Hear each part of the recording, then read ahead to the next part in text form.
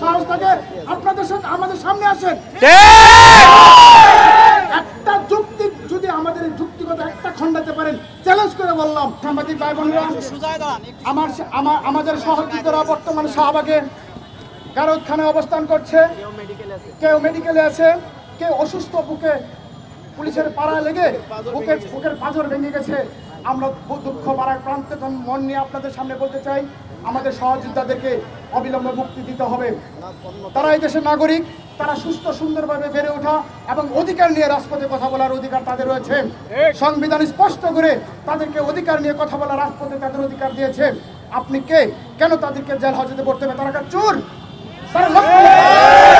তারা কি এই দেশের নাগরিক নয়? প্রকৃত চোরদেরকে আপনারা ধরতে পারেন না।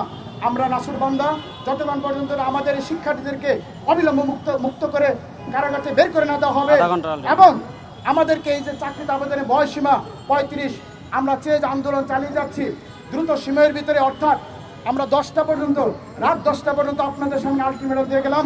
আমাদের চাকরি 35 বাস্তবায়ন করে দেওয়া, পাশাপাশি আমাদের সহযোগিতা প্রায় 15 জন সহযোগিতা সাংবাদিক সহ যারা ইতিমধ্যে জেল গারদখানায় ভরে দেওয়া হয়েছে বা গ্রেপ্তার করা হয়েছে, তাদেরকে অবশ্যই অবিলম্বে মুক্তি দিতে হবে। অন্যথায় সারা বাংলাদেশ থেকে আমরা 10টার পর থেকে আমরা গণ অনশনে যাব। 10টার পর থেকে আমরণ গণ অনশনে যাব এবং আমার একটা সহযোদ্ধা যদি এই ক্ষতি হয় এবং অনশনে গিয়ে তাদের তো এমনিতে ইনভ্যালিড, 30 বছর বয়স, আপনারা জানেন, আপনারা বোঝার চেষ্টা করেন, 30 বছরে এদের কিন্তু সমাজে পরিবারে কোথাও কোনো ঠাঁই নেই।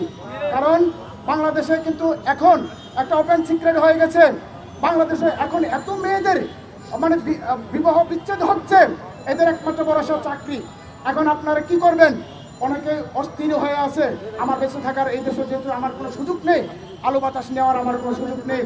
10টা পর্যন্ত আলটিমেটাম দিলাম, এর ভিতরে যদি আমাদের শিক্ষার্থীদের ছেড়ে না দেওয়া হয়, মাননীয় প্রধানমন্ত্রী গণভবন থেকে যদি আমাদের দাবি বাস্তবায়ন করে সুরাহা না করে দেওয়া হয়, এখানে একটা গণ অনশনের